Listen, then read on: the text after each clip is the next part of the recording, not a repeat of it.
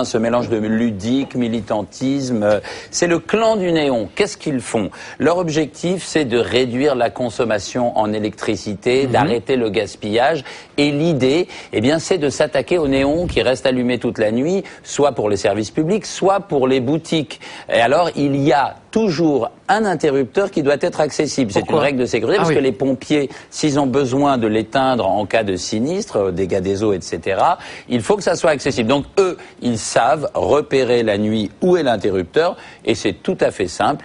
Ils éteignent les boutiques, ils ne dégradent rien, évidemment, ils le disent, il y a un mélange chez eux de désir de faire des économies, mais aussi c'est des anti-pubs avec un discours contre la consommation, contre la pollution visuelle, etc. Est-ce qu'on a des images de Alors on va les regarder, ils sont assez bien organisés et leur idée évidemment c'est qu'ils sont funky, fun, ils ont des perruques de couleur, haha, comme c'est drôle, et là on les voit, ils affirment qu'ils ont déjà éteint des néons comme ça au vu et au sud de la BAC, la BAC, je rappelle, c'est la police, si vous la connaissez un petit peu. Qui n'intervient pas, alors. Comment? Et elle n'intervient pas. Et elle n'intervient pas, ils ont même réussi à débrancher l'immense enseigne du 5e étage des Galeries Lafayette, donc c'est pas mal.